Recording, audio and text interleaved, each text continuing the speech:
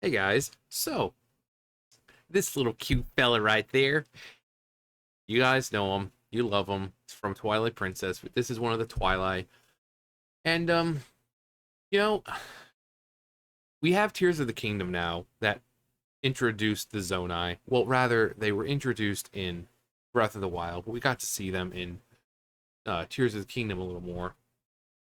And I think they're kind of setting up that this group of people who descended from the sky had a hand in quite a lot of Hyrule's founding and a lot of the stuff that's gone on. Now, you look at the Twilight right here, and just a cute little thing. Um, but obviously, we're here to think that maybe, possibly, the Zonai became the Twilight. And there's some things I've seen and noticed and thought about. One of them is the fact of the interlopers. Now, interlopers isn't always a bad thing. We're told that um, right here, uh, a tribe of Hylian sorcerers. Now, if they descended from the sky and they kind of became Hylians, they're kind of interlopers. They didn't start or belong in Hyrule. They came from someplace else and they kind of made their settlements in Hyrule. We know that the Zonai are very proficient in magic. They're technologically advanced. Um, they had the stones that could enhance one's power. So when they descended, the people looked at them like they were gods because of how amazing they were.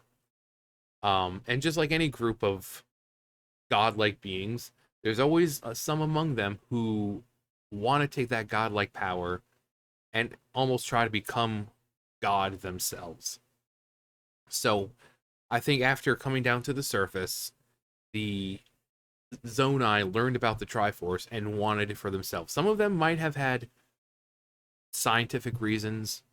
Maybe we know that they are very scientific. We see Minoru, who is very scientific, studying, um, with the technology and always wanting to broaden her mind with things. Even Rauru says to Zelda about study, the nature of her power. So they're very knowledge oriented. For them, knowledge is power, but using it wisely is key. So you might have had some of these people who wanted to study the Triforce and its power, but then you had those people who, we want the Triforce to become even more powerful. We want to enhance our powers. Uh, they were sealed away into the Twilight Realm. Um, and there it was more of a desolate area. They really didn't have a lot of resources, and all their magics really didn't prove helpful for them. We can see when we get there, they're not primitive. You see all these things like the elevators and teleportations and the Mister, I'm gonna grab you. All these advanced things being driven by, well, green magic. And we know that the Zonai are associated with green magic. We see it from the shrines. We see it coursing through Minoru's construct. We know that they are, when we think of magic, it's green. Kind of like how with the Sheikah, with Sheikah magic, it's blue. The Zonai magic is green. Now, keep that in mind. Also, green magic plus these very maze-like looking lines, uh, symbols or just markings. And when I went back and looked at this, I said, "Wait, that looks very familiar." Now here's the logo for Tears of the Kingdom. Do you notice anything? I'll give you a second to look. Oh yeah, over here at the Master Sword, those same maze-like looking markings right here. The same ones that you see here on the Twilight. And it doesn't stop there. Then we go to the Palace of Twilight. Um, One thing to keep in mind, Zant, when he does his little spirity looking ethereal form, what is it? It's green. You have Zant This, you see the green magic coursing through. Um, Same thing with this. The magic's coursing through it. It's green magic. The teleportations and the elevator, the platforms coursing through it. Green magic. Not to mention, it looks like we have a nice little Zonai swirl right there. So everywhere you go, green magic looks like it's coursing through. And again, we know green magic is associated with Zonai. So wouldn't it be something if the Twilight were actually Zonai? Again, I mean, this, I mean, it's not major proof, but the fact is, you have a symbol or markings very maze-like, and then even the current Zelda, you have this Zonai magic coming out, and it's very maze-like. Also, also, let's look at Midna. Little Midna.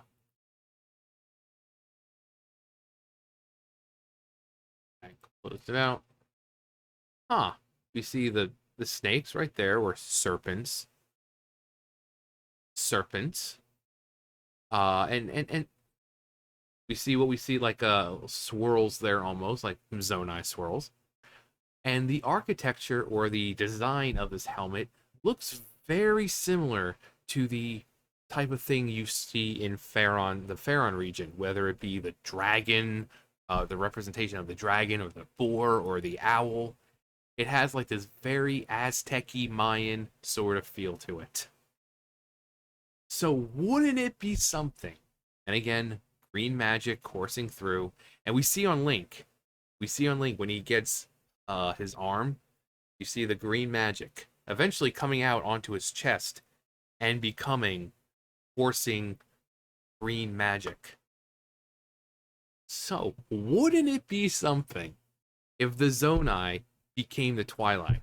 Because a group of them wanted to conquer and claim the Triforce for themselves.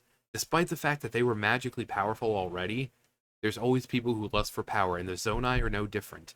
While a lot of them were focused more on academics, I've said that the barbarian armor was kind of like their military, so those Zonai, that's why the barbarian armor gives you attack up. They were the brute force. They might have been magically proficient, but they weren't as proficient as they should have been compared to the other Zonai, and that's why they were used as the military. They were used for when magic fails, where you might be attacked by someone who is essentially immune to magic. So the barbarian armor are Zonai that were basically brutes. They were the heavy hitters. They were the military. Now, of course, I'm sure there was a more strategic Zonai who kind of stood on the sidelines or whatever commanding. But as for the force itself, they were comprised of the more brutish, physically stronger Zonai.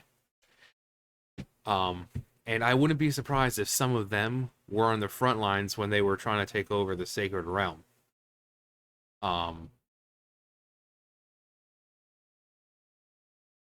As we can, this chubby one right here, and even after they shrink back, they still are pretty bulky.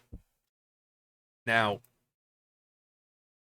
it says that it pretty much once they got to the Twilight Realm, they realized they didn't have a whole lot. Some of them learned to live in peace, and they established this whole new kingdom there. Um, but one reason why the Twilight Realm looks so primitive compared to what we see from the Zonai, they didn't have a lot of resources. It's the Twilight Realm. There really isn't a whole lot there from what we see. They basically had to work with what they had, and being able to create an entire palace, what we see, from essentially nothing. But they infused it with their own magics because, I mean, that's what they do. They have technology, they have uh all these functioning warp pads and platforms to get up to the higher places and this and that. So they made do with what they had. They didn't. They weren't in a realm in the sky with abundance of trees and this and that. They weren't on the surface anymore. They were in this realm. If there were any trees or anything like that, they were probably unusable, or they were stuck on where we saw, like this rock where there's nothing, and they had to make do with what they had. So, but palish, pale blue gray, pale bluish gray skin, kind of like Raru and Minoru. They have palish, bluish gray. Um, and again, also let's look at Zant. Zant's helmet. See if we find a cool picture of his helmet. Where is that helmet? Is let's see. No, let's go to, yeah. If you look at Zant's helmets, same thing. You got the green coursing through. Uh-oh, Zonai swirl right there. And it looks very much like the architecture you would see in the Faron region, even down to his shoes or boots, almost like a dragon. Actually, that kind of looks like an alligator, but or a lizard. Um, Almost like a chameleon. That's, you got the big bulging eyes and the tongue, and when you see the bulging eyes on the side and the long tongue, people associate that with a chameleon being able to move their eyes all over and. But either way, they're very stylized in the way of Zonai architecture. And again, it's just.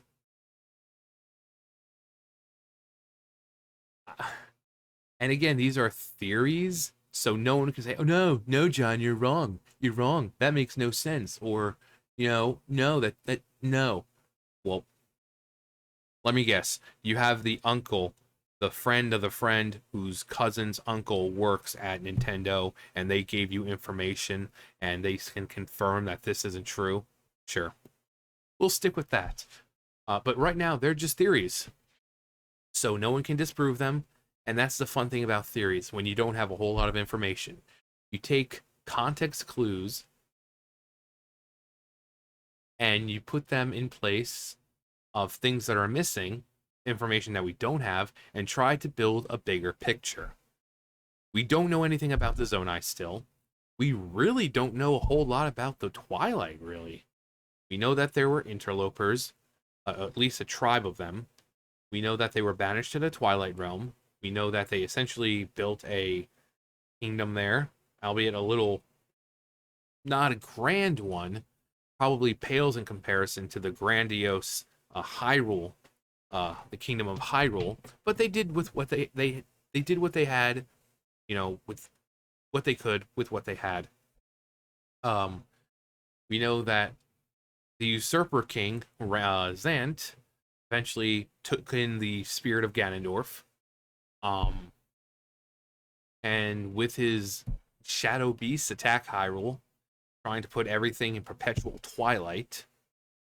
Um,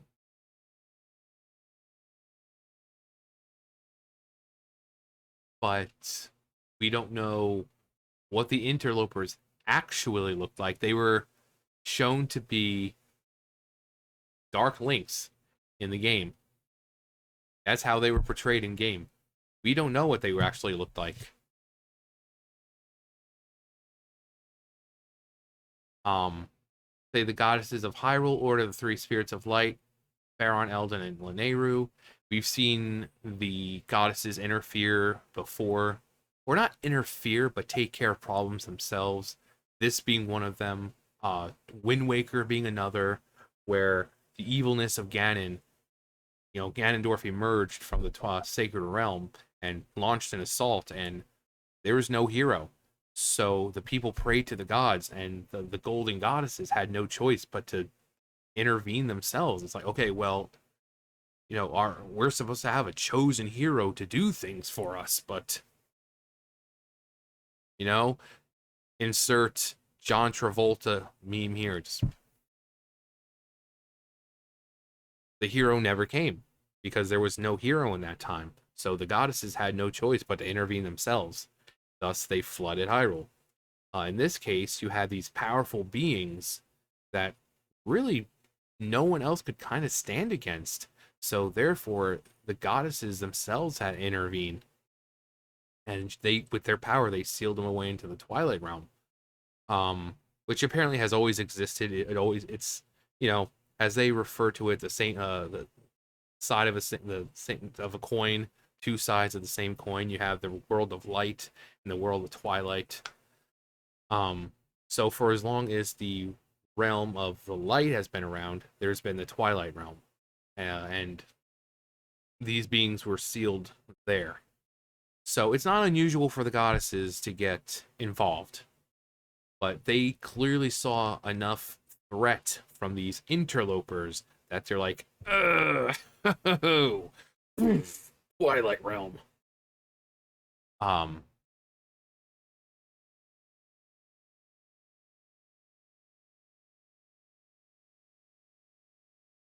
yeah, they just say native people native to Hyrule, and again, native to Hyrule. One, information can change.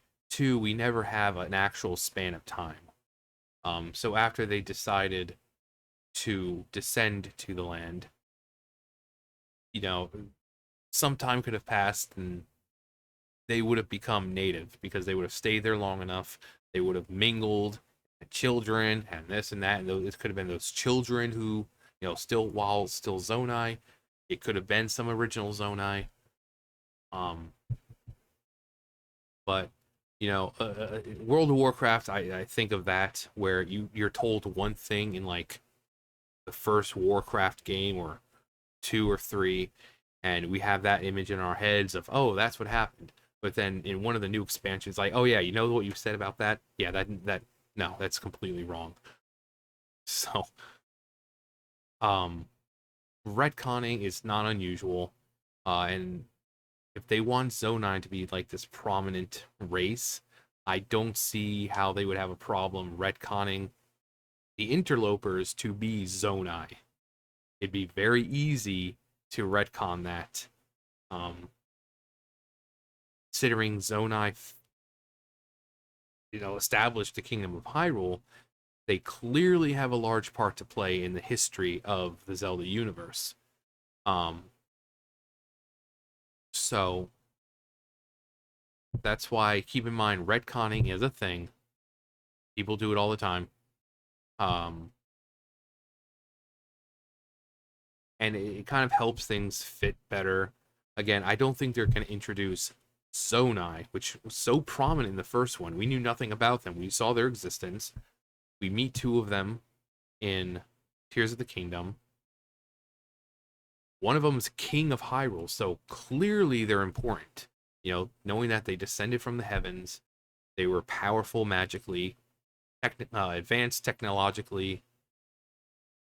So it's safe to say they had a hand in a lot of things in the founding of Hyrule, the creation of it, events leading up to things. And again, just the fact that the Twilight have structures or things like this that look very similar to what you would see in the Faron region. Uh, I think they are kind of retconning, not retconning the Hylian tribe to being the Zonai, which is great because there's so many coincidences with how the Zonai are and how what we see the Twilight as. There's just too many coincidences now. Again, green magic. We now associate that with the Zonai, just as we associate blue magic with the Sheikah. So there's so much going on here. Like everything, it's all green. It's all green. There's so much. And then we have this, like the outline and all that same thing. The very like maze-like green magic, green magic, green magic. I mean, there's too many coincidences for it to be a coincidence. I think this is what they're going for. I think they kind of figured people would see the Zonai and certain things say, "Oh, the Twilight." You know, maybe it was intentional, unintentional for them, but that's the kind of idea that they had in mind.